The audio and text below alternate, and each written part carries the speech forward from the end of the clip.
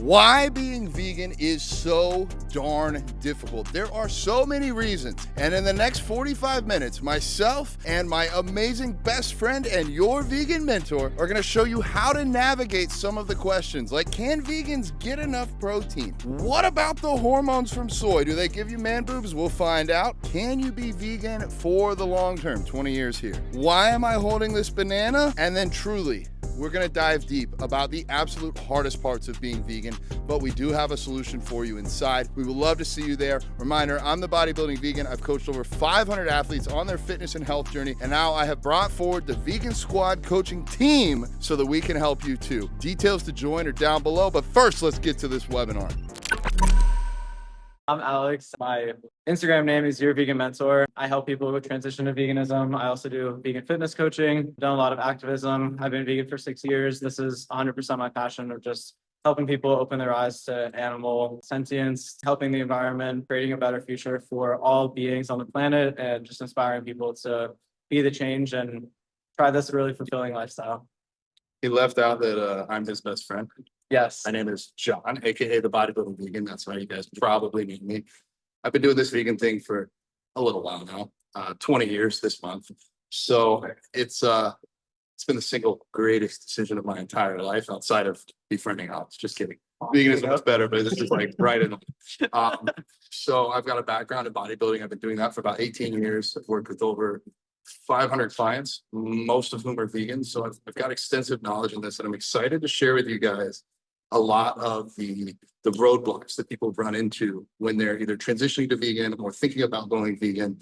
And then really like the support that comes after that, because you can go tell somebody all of the different ways to go vegan, but that's not the same as actually living it. So we've put this presentation together. We've labored over it for hours. We've test run it multiple times, and it's going to be great. So let's go to the next. All right. By the end of this presentation, I'm going to teach you guys how to dispel a lot of vegan myths, how to connect with other vegans, and how to change your life. 100% guaranteed. So is veganism too expensive? We hear this pretty often. Spend a lot of money on food. So big guy. So we know that there are a lot of vegan products that are pretty expensive, like the vegan eggs from Just Egg, the Beyond Steak, some specialty cheeses like dairy cheese. I thought it was dairy, but it's dairy. So there are a lot of vegan products that are expensive. So a lot of people believe that veganism inherently is expensive, but we wanted to go through and just show how cheap it actually is by going through how many grams of protein you get per dollar compared between animal-based products and plant-based products. Oh, we got hard. So yeah, we're gonna try and portray this as, oh my God, it's so expensive. Let's compare it to animals. So when you look on the animal spectrum of things, obviously it depends on your source. I think eggs have gone up in price. I don't know how much egg, I've never bought an egg in vegan so long I couldn't buy things back then. But I know that we pulled some market data just to give you guys some examples here. Like ground beef, you're gonna get about 15 grams of protein per dollar. Chicken, 48 grams of protein per dollar. my eyes are getting bad, but yeah, 40, the side effect of veganism. 48 grams of protein per dollar. So like if you're a cheap college student, you know, chicken's looking pretty good here. But let's see what happens when we compare that to I just had to have that in there. When we compare that to the plant-based side of things, we can see there's kind of a spectrum. You know, your super firm tofu, about on par with eggs. Scramble that and not have to kill any baby chickens or adult chickens or roosters or anything to make that happen. But then we could compare it with some other things that really, really rock the boat here. Like that Anthony's TVP. Like that is so freaking cheap. 75 grams of protein per dollar. For most people, like you could nail even a vegan bodybuilder's protein in a day with about $2 to $3 worth of TVP. So clearly, you hit it again. Yeah, we can see the difference between chicken, the highest protein on the animal-based side versus the vegan protein side with TVP.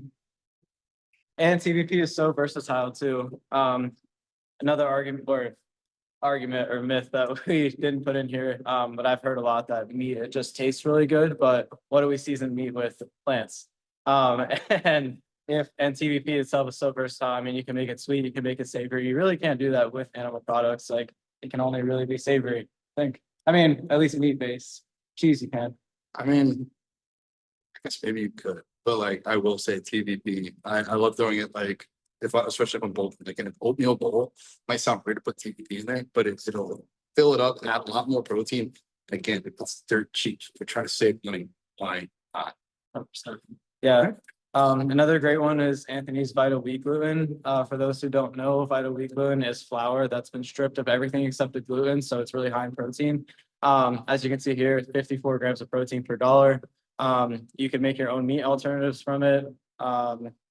You can make seitan buns. Our friend and roommate for the month has been making a lot of sweet seitan buns. So she'll put like sugar-free apples or sugar-free cherries inside of it, and it's delicious. So Cooking show coming soon. yeah, stay tuned. All right, let's move. We got about 80 more slides to get through. So Don't scare them. saving money as a vegan. So we pretty much basically just covered this. As Alex was saying, TVP and Vital Wheat Gluten are going to be two of your rock stars right there. It's pretty cool too, because if you have a soy allergy, you could always go with Vital Wheat Gluten. If you had a wheat allergy, you could always go with TVP. And you can find them in bulk on Amazon or on Anthony's website. I think it's like $15 for a bag of TVP. It lasts a really long time. And for Vital Wheat Gluten, it's about $20. I think you get like 60 servings in there or something. So it lasts a pretty long time. And honestly, it's really worth it. Really, really cheap compared to other products. If Melissa is watching, add to the show notes. We will send out some links so you guys can see the ones that we use. Yes. But yeah, if you're trying to save money, if you're broke and just trying to make money go further, you can do things like frozen vegetables, frozen fruits. This is another myth that a lot of people don't know. It's one of the first things I instruct my clients is that we get more nutrition from these frozen fruits and vegetables versus we get more nutrition from the frozen fruits and veggies versus the fresh ones, because when they're picked fresh, they're picked months in advance. So by getting the frozen variety, they are picked right at their peak ripeness, and they kind of flash seal and lock in those nutrients. So I do a lot of frozen green beans, peas, blueberries, just ways that you can kind of stretch your dollar further. Now, if you love fresh fruits or veggies, please do. But if you're trying to save money, you can do that. Other things, rice, quinoa, buckwheat, beans, lentils, potatoes, pasta. Those are all like calorie per dollar, pretty cheap. I'll let you hit that yourself. 100%. Yeah. And then shopping at less expensive stores, like Walmart has the same products or a lot of the same products that Whole Foods has for like 2/3 of the price. So you get to save a couple of dollars there. You can reinvest into the beans or the lentils or some other whole food. So yeah, I usually shop at Walmart and Trader Joe's. We both do. You can get like a giant bag of frozen blueberries for $8 at Walmart. At Whole Foods, I'm sure it would be at least $10 or $12. The other thing too is like entertainment. Like when you go to Whole Foods, you're probably not going to see a fist fight with a shopping cart. You get that for free at Walmart. So excellent. It's true. So yeah, according to our ChatGPT research, which pulls data from a lot of different sources, it said that in most cases, eating high protein plant-based foods will roughly save you 30% on your products versus eating animal products. So in the real world, we expect vegans to pay anywhere from $100 to $300 less monthly for the same amount of plant-based protein versus the animal-based protein options. And this was like for fit vegans, like people getting a lot of protein. If you're just doing like Whole Foods plant-based, costs are going to be probably like down to 50%. It's crazy how much money you can save just by not killing animals. Next slide. Yeah, and just some real world examples. You can be. I'm the broke ass college student. I really was. When I went vegan, I was 19. I was a sophomore in college. I was spending like $70 to $80 on groceries before. I was shopping at Costco and getting like giant bags of chicken breasts and all the meat products that you can think of. And then I went vegan, and I cut down my grocery bill by like $30 a week just by being vegan. Yeah, I just started buying like cheap meat alternatives. I would shop at Aldi's. That's another great cheaper food store than like Walmart, or I'm sorry, Whole Foods or Sprouts. And yeah, it definitely saved me a lot of money being a college student. And honestly, I bring that mentality into my life now, even though I graduated a couple of years ago, because now I can spend money on other things and save money on groceries. Yeah, why not donate more money to animal sanctuaries like Alex Wolf? So in a long life in a galaxy far, far away, I had a fiance that ran a little bit of a meal prep business, and she had one guy that was eating chicken and I think salmon, maybe turkey. And she asked me if there were some ways that she could save money on this. And I said, switch them over to TVPs, switch them over to seitan and tofu. And she was able to like triple her profit off of this one meal prep client. Like seriously, it's just a real world example of how much money you can save for anyone by doing these. Now, if you're already vegan and you're like, well, I'm already vegan, so how am I going to save more money? It's the difference between buying that Beyond Steak or the Just Egg or making it yourself. What I would recommend is just play with things. Play with this. You can take your seitan and you can do different things with it to make it fun. You can try some of like my banana bread or pumpkin bread recipes with the vital wheat gluten. I think the next one that I really want to try is where you actually mix tofu into it, because seitan, if you look at the ingredients of the food or like the nutrient profile, seitan is very low in fat, which is great if you're trying to keep fat lower, but it doesn't taste as rich. So if you mix in something like tofu or another fat source, you can take it to the next level with that. Cool. So as it was just shown, in most cases, it is significantly cheaper to eat plant-based, but we were wondering, what about your long-term health? Can't do it. Can't be vegan for Nah, veganism just isn't healthy long-term. on death's door, right? I don't actually pretty heavy. So common health issues that vegans experience: low protein levels. We all know that. Low iron, hormonal issues from soy. He's been really moody lately. Yeah, my manboobs, they've been hurting real bad. Low B12 levels, low vitamin D levels. I'm happy everyone's having fun. I'm having. Or do they? So, All right, so this, I will head this one off. I've heard this. I've heard people say they know people that have been protein deficient. I'm like, please show me one. And unless they're actually starving to death, like over 500 people, a lot of the vegans have not had a single person with a protein deficiency, because the immediate response would be like, holy shit, you're a skeleton, you're about to die. Like, you will not be protein deficient unless you are also calorie deficient. That might actually be the next one. it is. Basically here. So we've pulled a study in case you don't want to believe my anecdotal evidence. You can read it here. We've got the link down below. But as long as you're not eating food from like a single source. So I guess like if for some reason you went on the Gatorade diet or the brown rice diet or something like that, to where you're only getting amino acids from one food, and that's basically all you eat. And really the only place I could think about this is like some sort of poverty situation. Like if you're in a third world country, shouldn't be the United States, and you only had access to like rice, then this might become an issue. But at that point in time, you're probably not worried about your bodybuilding career. You're probably worried about your next meal. So in this case, making sure that you just have at least some variety in the foods that you eat and some protein from the foods that you eat. And this can even be from whole foods, beans, potatoes, even things like broccoli. They all have trace amounts of protein. So even if you did just that, you're not going to be protein deficient. So that basically clears this one out. 100%. I don't want to hear this ever again. Yeah. Everything I've already said. Yeah, just to back John up with another study, the only way that you're protein deficient is if you're also calorie deficient. So these are both extreme and rare circumstances. Yeah. I just want to touch on this. Just for your body to function properly, you only need about 40 to 60 grams of protein per day, like for your organs function, for your body function. If you're trying to build muscle, then we need more protein. But for the average person who Yeah, general health, like, and you'll hit those 40 to 60 grams of protein if you're eating whole foods and eating enough calories per day. exactly. Boom shot. What about low iron though? I get tons of iron in the gym. So yeah, low iron actually happens for a number of reasons. It doesn't really matter if you're eating plant or animal-based foods. If you're not eating enough iron-rich foods for your total iron intake, it can happen. If you don't have enough B12, it could impair your absorption of iron. There are certain minerals and vitamins that prevent iron intake, like calcium, zinc, and magnesium. And if you're not incorporating vitamin C with iron intake, so for instance, if you're not eating and if you have low iron, you could eat an orange with an iron-rich meal, and the vitamin C from that orange will help your body absorb that iron better. So if you're not incorporating that vitamin C with your iron intake, your iron could be low as well.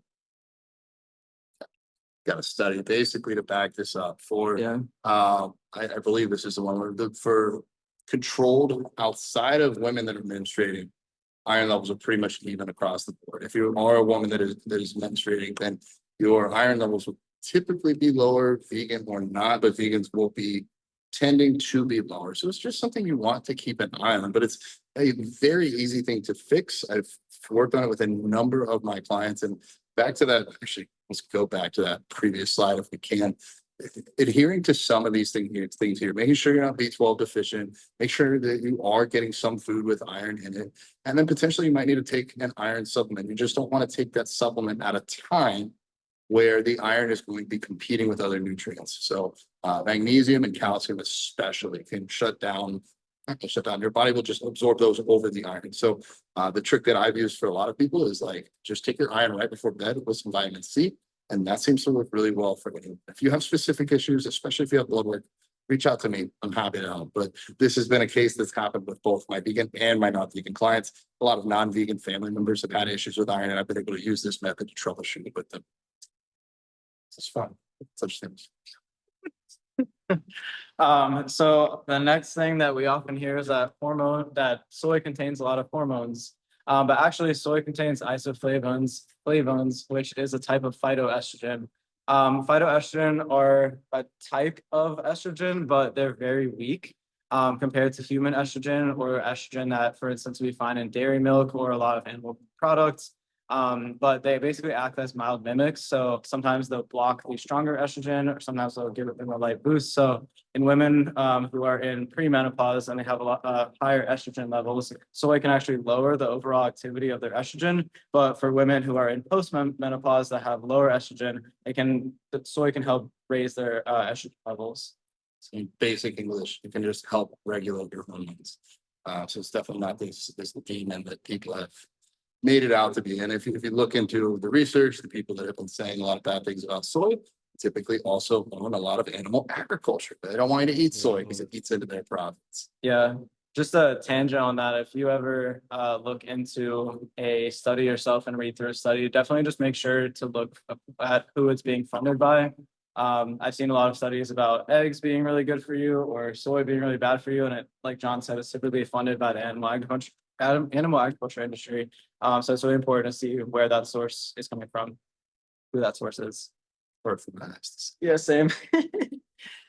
Basically, with this case, they looked at soy and compared different hormone levels, and in this study showed that even with soy intake, both in men and women, does not alter their blood glucose by any statistically significant amount. So not something you need to worry about.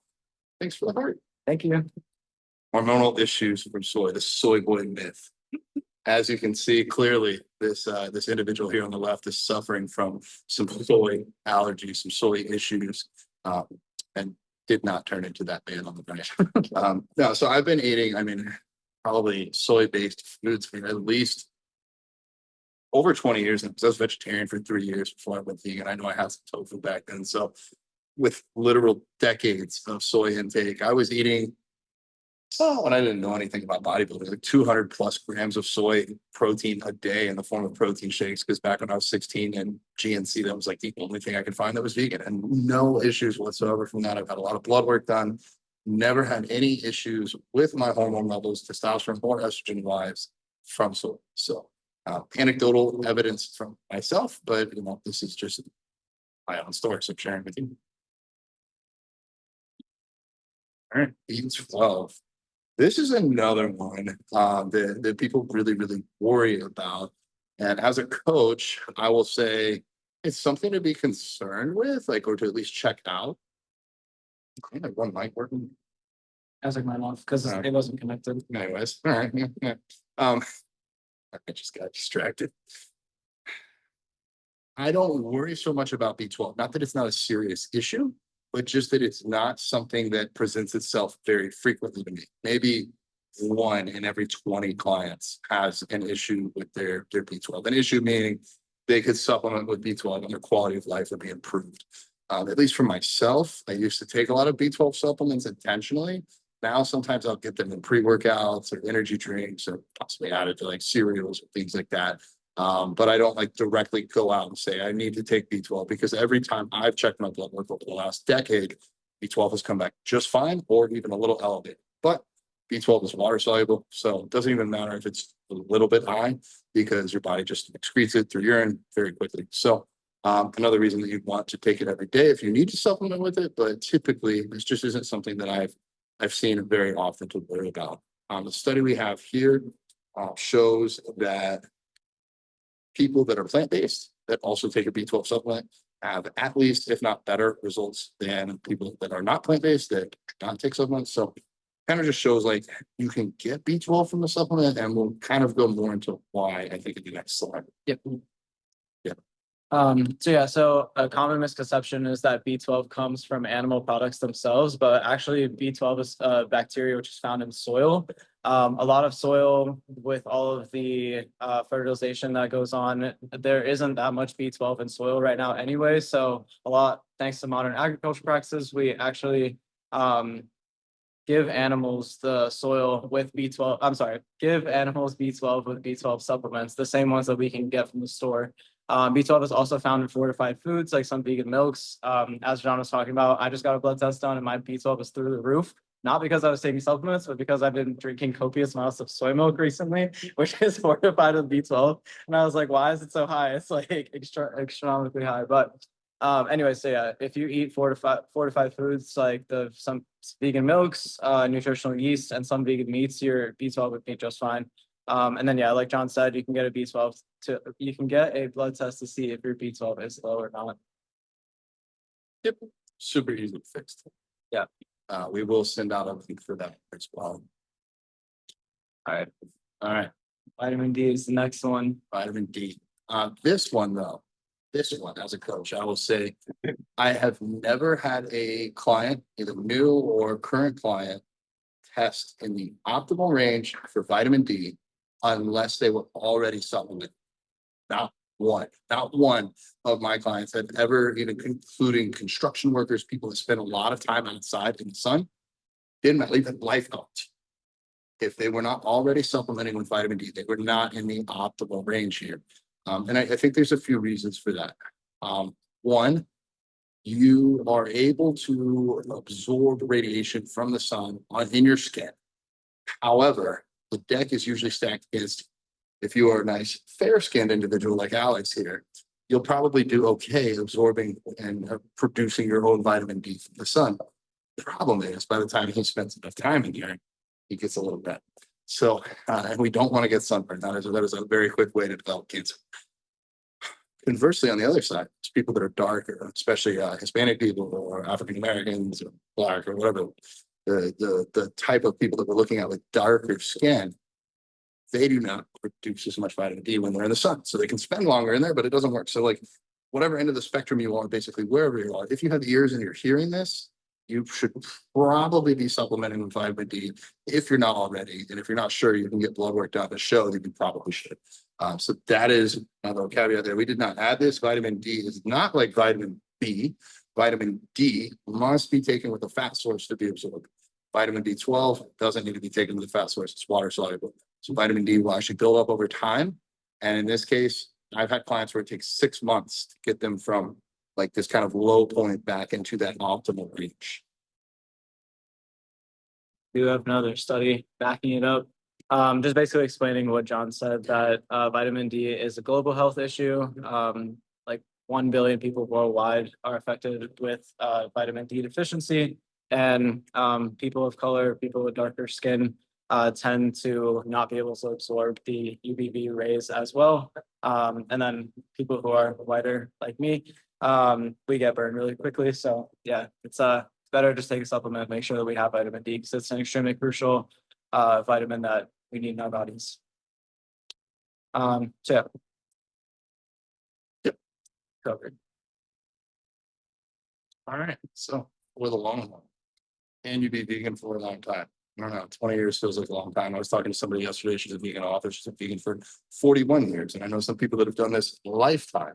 But we've pulled up this awesome study here to show what we already believe to be true. Yeah, really at all stages of life, whether you are a newborn, whether you are pregnant, whether you're breastfeeding, whether you're old, young, really, I would go vegan for the animals, of course, but also for your health. So just something to be considered here that even we have studies to show that whatever stage of life you're in, this is a very viable and honestly more healthy lifestyle for you to live. 100%. Yeah, a big thing with plant-based foods is that they contain fiber. Fiber is extremely important for having a healthy gut microbiome. Our gut microbiome consists of a bunch of good and bad bacteria. The good bacteria only proliferate from fiber. So people who do not consume enough fiber, they're eating a lot of animal-based foods or the standard American diet, which lacks in vegetables and fiber a lot of the time.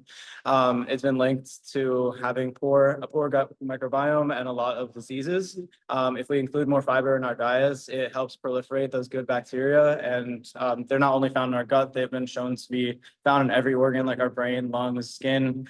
So having more of that good and healthy bacteria, it helps us mitigate having disease as well. So that's why, one of the reasons why plant-based foods are just healthier for us in general. Aside from the no cholesterol and low saturated fat as well found in vegan products only. So if we wanted to take this to the opposite extreme, you just go carnivore and completely destroy yourself. yep. That is something I cannot find proof of for a long-term diet. All right, yeah, vegans are weak. Let's go to that. That's something. So yeah, vegans are so weak, right? Yeah, just little twigs. Carnivores are the strongest.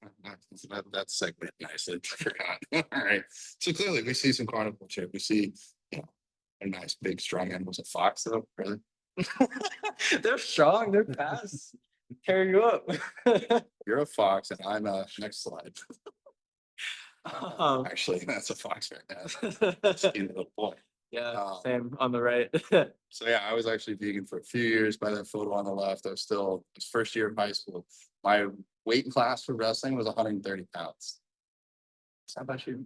That is probably around. This is actually before I went vegan, like a couple months before I went vegan. I was super skinny. Plus now? Yeah. Look, he's vegan. He hasn't even changed. Just weak.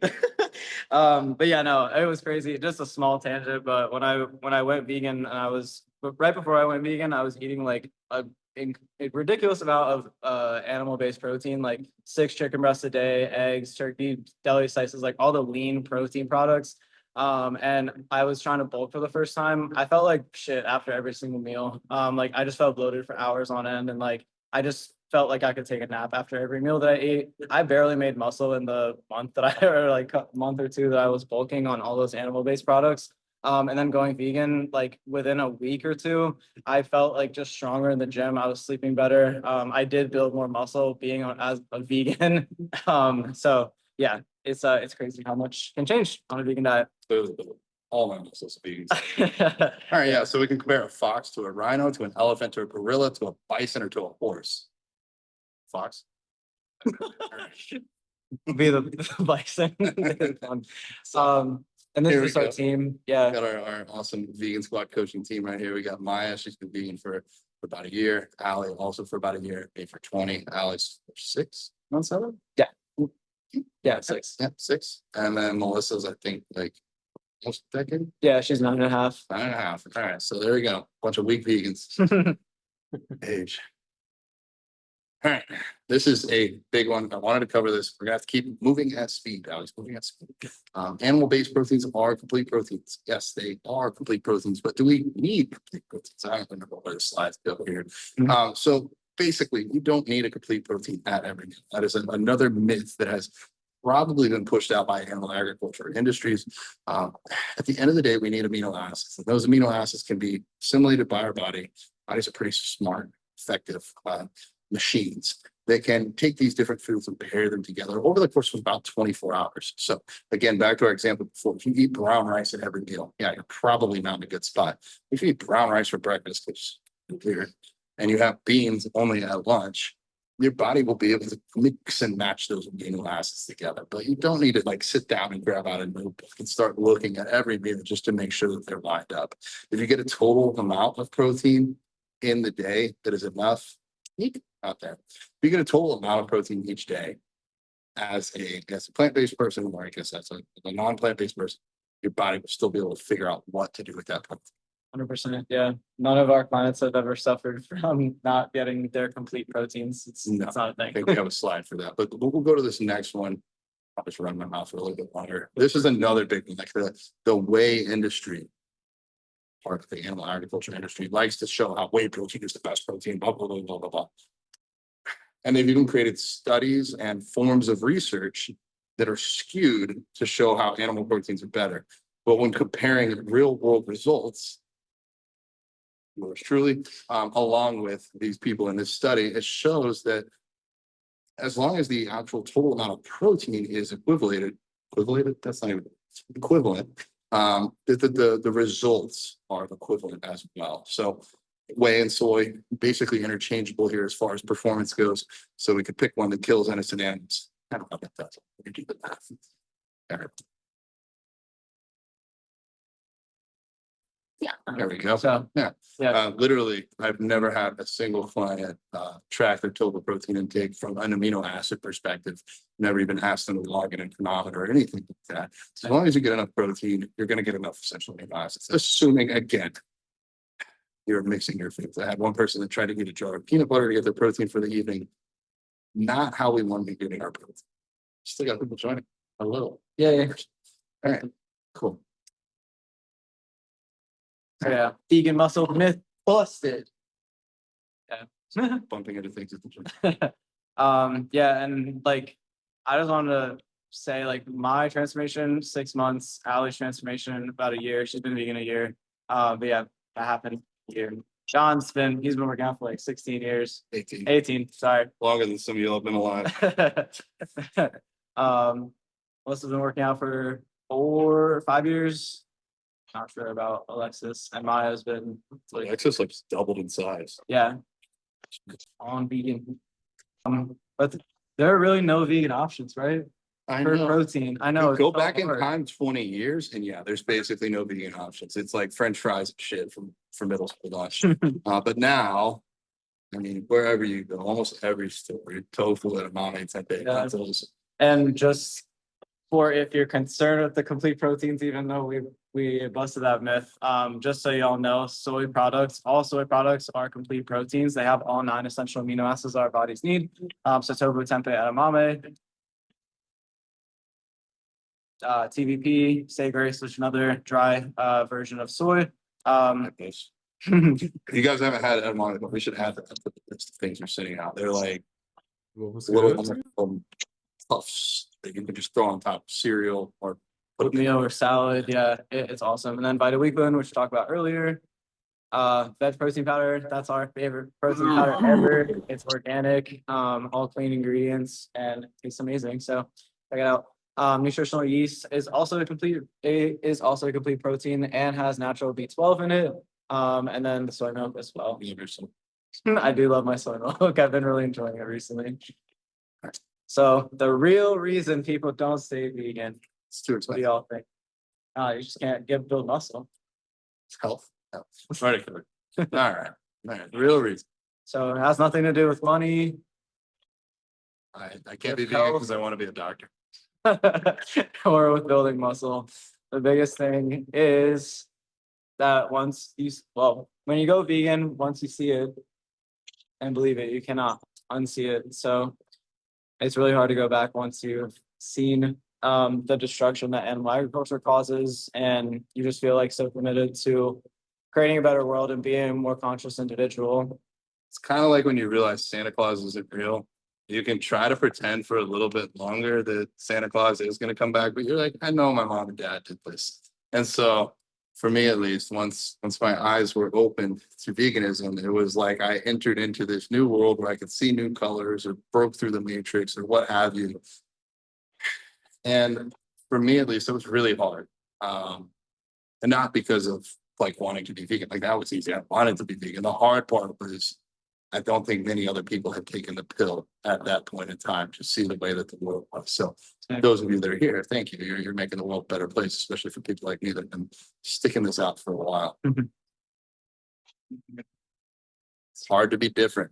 We put up this photo of me. That was back by the time that I had kind of normalized myself. But about a year before this, I had hair down to like here. I had been growing it out for locks of love. I had nice buck teeth, and I was bullied pretty mercilessly from like kindergarten, first grade, all the way up until 8th grade. And for me, that made me realize if I stand out, if I'm different, I'm a target.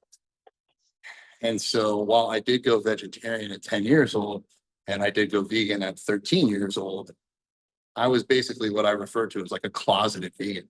I just did not tell them because I didn't want to be known as different so that I could be attacked. And so that made me feel like I was, you know, in my head, I'm like so deeply ingrained in this and want to be a part of this, but I can't express it because I am scared of the out. Yeah. I had a bit of a different journey. I started doing activism pretty soon after going vegan. I was volunteering at PETA for a college organization that they had. And I think it was also, I think one of the most difficult things is for me was socially. My roommates saw me research all the things that I was researching. There was a computer on this table and I had a video playing called Meet Your Meat. I showed it to my roommates. I explained all the environmental destruction, which is why I went vegan in the first place, all the health concerns that I researched and everything that happens to the animals. And it's really like kind of bringing me to tears right now, but it's just really hard when you have broken out of the matrix and you see all of the destruction that's happening and you try to show people the truth, and no matter what you say to them, they don't want to hear it. So it's just hard to be different as a vegan. It's hard to be the only vegan in the room, the only vegan that you know. So, but a really easy way to do activism and to meet other vegans is to wear shirts. Like dead serious. I was vegan for like 16, 17 years before I ever wore a vegan shirt. Alex actually was able to find a friend here yesterday in the gym and actually form this connection that had one of them not been wearing the shirt, they wouldn't have realized. And so they would have missed that connection, not been able to connect with one another, and now be able to, we're actually going to hang out this weekend. So Micah, if you're watching this, what's up, brother? Yeah, super easy. 100%. So other ways that I don't think we really, I guess we kind of touched on it, but the hardest part about being vegan is not having community, it's not having other vegans around you, which is why the shirts are so important, not only for activism, but like John said, to meet others. And another way that you can build community is following people on Instagram. Yeah, Instagram for me has been a great way to find people kind of one-on-one. I haven't been able to find like big groups on Instagram of vegans, but I've been able to find individual vegans pretty well. Facebook, on the other hand, allows you to go a little bit deeper, especially like location based. So if you're in Florida, you can find like Florida vegans. If you're in Orlando, Florida, you can find Orlando vegans. And that's those, I think those are the actual Facebook groups that I'm a part of. And so you can find multiple events near you, meet friends that are somewhat like within driving range, learn about, next slide, vegan festivals and events. We're here in Asheville, North Carolina today. It is October 3rd. And so the 4th and the 5th, there's going to be a big vegan expo, vegan fest. And so we're going to be out there representing Vegan Squad and hopefully meeting up with some other local people here. So just other ways that you can start broadening this web. And for me, for so long, I was the only vegan that I knew, both in person and online. Back 13, 20 years ago, they didn't really have any of that stuff. So you lived in the golden age, sir. I didn't really meet anybody till later. All right, so this. Yeah, what is the best solution? This is the best solution I could possibly think of. You don't have to be like me. You don't have to wait 20 years to find your community. Might even meet the best friend, kindest human in existence. I think you knew I added that in. I added that in 5 minutes before we launched this. I did not. You're so sweet. But the vegan spot community. This is something like sincerely life-changing. As you can see on our not so detailed map, but as of starting this recording, we have over 170 members worldwide. And I think that for me is one of the coolest parts. So that wherever you are, you can find someone near you. We've only been doing this for about 1 month now. We've really pushed to grow this and connect vegans around them, give them purpose, give them passion, give them meaning, connection, and the ability to truly be the change in the world that they want to see, the path forward. So we wanted to encourage you to join our online community. It's been really awesome, like John said, to just see everybody grow in there. I'll move on to the next slide, but this is just a little sample of what it looks like inside of our community. It's through an app called School. It kind of works like an old school Facebook. So you can make posts, you can post your wins, you can get help with your struggles. You can privately DM your friends and make connections. You can also privately DM us or any of the other 5 coaches. It's been really cool to see everybody comment on each other's posts and support each other and all grow together. The wins of the week are super cool. Yeah. We put out almost daily lessons. We realized that daily might be a little bit too much for other people. So we're trying to like put it at a pace that feels maintainable for the long term and like lifestyle, not just like super hard diet or anything like that real quick. Yeah. We do have weekly live calls as well. And I think that's what's really important towards building that community vibe and feel. We got a Q&A every Tuesday, and then usually more of like a deeper dive on Saturday. So this last Saturday, Allie did a sound bowl meditation. Freaking phenomenal. Like you'll fall asleep or enter your zenness and whatnot. But I think that is another really cool part of that. We all have a background in fitness and health, but we also have a background in activism, spirituality, recovery, just more mindset tools that a lot of people in the fitness space don't go deep on. Yeah. And John and I were talking the other day, and it doesn't really matter. Like if you're somebody like John who's super interested in the bodybuilding stuff, there's coaches in there that have things like on spirituality and on the mindset stuff. If you're like a yogi that's not super interested in the bodybuilding aspect, but there's a lot of really good nutrition lessons in there and fitness, and just our goal is to help people elevate their physical, emotional, spiritual, and mental well-being. So that's what we try to cover.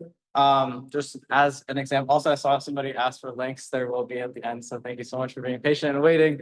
But yes, we do release daily lessons from our coaches. So every day there's a new video release from a different coach. Allie is featured on this one, talking about how to reduce stress. John has had a few fitness tips and mindset, and how to push in the gym to meet your actual potential that you have. So you can stop being scrawny vegan. Yeah. We have stuff at all levels too. We're here to meet you where you're at. Not everybody's trying to be a 268-pound bodybuilder. Some people are trying to be a fox, and so you're trying to work on your fox body. Yeah. We got different training splits, meal plans. We can move along. I think we're getting close to time. Some testimonials showing that our members are loving. You know, we're just trying to throw proof your way that people are actually enjoying this. But seriously, these are for me like some of the most fulfilling things to get to read each day.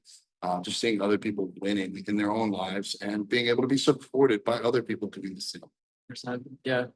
We actually had a member join who was not vegan when she joined, and she wanted to join for 1 month. To try to go vegan, and in a month she has gone vegan. Actually had her boyfriend try a few of her vegan meals, and she's been loving it. As you can see on the left, she was a little bit doubtful and dubious when she first started, but she's been really enjoying everything, enjoying the support from the community, and yeah, just enjoying becoming vegan recently. So it's been really cool to help somebody change their life that way. Shout out Abigail. And that's what we want to be. We want to be a safe place to encourage people to explore, to encourage people to try hard things, and to be there to support them. I think like I was going to go vegan either way at 13. Once I saw what happens with factory farming and see how these mothers are being treated, how these babies are being treated, I knew for a fact that I was going to be on this path for forever. But other people, they need a little bit more support, a little bit more nurturing. And I don't think there's anything wrong with that. I think this is how we get to be able to shape the world and support others. So whether you're in this to get the support or in this because you have some support to give, I think it's a ton of value. 100%. And, you know, I don't need to sell you guys on anything. I was able to convince my mom to join this. It's my mom. She'll support me on anything. So like, it's not maybe not the biggest like flex in the world. As you're flexing. But my mindset was, can I make something so valuable that even my mom would be happy to be a part of this and be able to get some value, some recipes, some other things outside of what I have as a vegan bodybuilder, like being able to come to Allie's sound bowls or Melissa's meditations. Like I wanted to see it, like, can we build a community that's so valuable that even my own 65-year-old mom who 5 years ago didn't know how to send a text message would be able to join and be an active participant and actually get something out of this. So it's been really cool to have her in there. You might be qualified to join. if you care about others, if you live conscientiously, and if you want to be the change. I literally have that tattooed on my arm, so I want to be the change. So do I. Don't have it tattooed yet, but same. You Might might not not be be. qualified if you don't want community, if you don't value other beings, and if you don't want me as a bestie. Aw. If you do not want to be best friends with Alex, please don't join. We don't want you because he's a little bit contagious. Aw, thanks, John. Fuck. Fear back to Fox Fever. All right. So for those of you that were asking, if you're on your phone, we can send this to you as well, but through the QR code. It's $25 to join for 6 weeks. Give you guys a test run, see if you like it, get to meet all the people. Again, there's literally zero risk to you. We have 100% money back guarantee. We are not in this so much to make money. We are in this to change and save lives. By being able to help support other people go on their vegan journeys, or someone like Abigail start their vegan journey, and then also being able to provide you with resources and webinars and live meetings like this, where we're able to walk you through some of the myths that you might have heard, be able to just give you live support like we're doing right now, and be the change that we want to see in the world. Activism is a big part of this. I don't want to just be that closeted vegan anymore that didn't speak up. So I think this is me trying to overcompensate for a lot of years of being quiet. Instead of being just my own voice, let's have a voice of 170 plus people. Let's go out. Let's show the world that we're part of Vegan Squad and help save some animals and some people along the way. That's my speech. Yeah, and I think we can make a really big difference as vegans in all of the areas that we touched in, or on, like on the physical aspects. I love wearing my vegan shirts to the gym now that I have some muscle, and now I can be that, change the narrative for some people who believe that vegans are weak and they can't build muscle. And I get a lot of people asking me, like, where do you get your protein? Same for John. In the spiritual and mental realm, if you can have a stronger mindset, if you can be more confident in yourself, you could show up better in the world. Your cup can be more full so that you can give more to others and show up as a better version of yourself every single day. That comes like that. The spiritual and mental aspect was a huge game changer for me in my life. The meditations, the like sound bowl stuff, the journaling, some of the somatic sessions I've been doing with Melissa.